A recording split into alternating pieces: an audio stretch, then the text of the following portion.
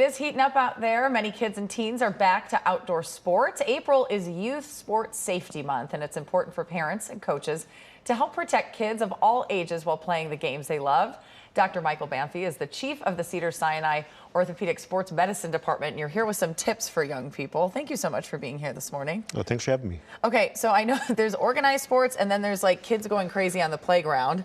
My stepson just broke his arm on the monkey bars. It's very dangerous. Comes in all forms. Right? Yeah, right. So what are some of your tips for parents as everybody is kind of getting back out into the outdoors and doing recreation outside? Well, I think that, when you look at the sports that people are getting involved in, baseball's, the classic spring sport that people, start up with. Associate with, yeah. There are, living in Southern California, everyone's year-round with their activities. So I still think that overuse activities are what we really have to watch out for. Oh, really? And that typically involves, soft tissue injuries, sprains, strains, that kind of stuff. And when do you see those, typically? Well, you'll see them when someone is not warming up properly, if they're not wearing the proper equipment, that kind of thing. So what are some of the most common injuries you see besides, you said muscle tears, those types of things? Well, in kids, like their muscles are a little more supple than some they of my bounce. age, right? But they still can have issues with their growth plates. They can still have, tendon injuries. Like patellar tendonitis is very common with someone that's playing basketball. If someone's throwing a lot, they can have issues with their elbow or with their shoulder. Okay, so you're looking at those things. What are there different pieces of equipment that parents should be making sure they get when you say, stretching and that kind of thing? Should we all have bands and other stuff around the house? I wouldn't say that. I think it's just really taking the time to do it. I think that it's very easy to pass that up, and I'm just as guilty of it myself. Me too. But it's not just those young kids. The other issue with equipment, though, is personal protective equipment. A lot of sports will have bracing or helmets that are required for the sport, and even shoes. I think that's really important. It's not something that you necessarily want to pass down if they're siblings. It needs to be very individualized for the particular athlete. Oh, that's something I never would have thought about, because, how many times when you go to buy those sports shoes, they're kind of expensive. You want them to last.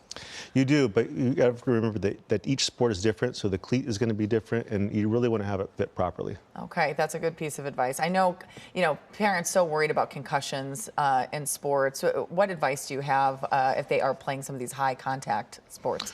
Well, concussion really has received a lot of press, obviously since it's so important. And I think that the personal protective equipment is very important for that. If it is a collision sport like football, you really got to make sure that the helmet is proper. There's actually been a lot of research looking at which helmets are best. You can go on to NFL.com and actually research that. But other sports that are contact sports, basketball, soccer, you can also see concussion there. So you really need to be able to watch out for the signs of concussion to be able to pull your child out. So tell us what those are. Well, it can come in many forms. I think that obviously if there's loss of consciousness, that's a no-brainer. Right. But even nausea, a little bit of confusion, those very simple signs, probably the child should not be playing. I always say that's what's wrong with me. I had a couple of concussions as a kid. Every time yeah. I'm a little off, I'm like, oh, it must have been that. Do you actually think that people should, if their kids are going to get into sports, should they go to a doctor and maybe talk through some of these things when it comes to this specific sport, or do research on your own, or what's your advice there? I think it's a good idea. There could be medical issues that the provider needs to address, such as asthma, maybe even a heart condition, and then musculoskeletal. If they come to see an orthopedic surgeon, if there's any sort of issue with a joint, if there was a prior injury that wasn't necessarily addressed, I think those are important to take a look at. And then also immunizations. If they're having a participation in a sport such as like wrestling, where there's a lot of contact, you want to make sure they're up to date on everything. Well, this has all been fascinating information. Thank you so much for being with us this morning. No problem. I feel like I got to buy new shoes now. There's like a whole list of things now I have to do. All right. Thank you, Dr. Banfi, for being here.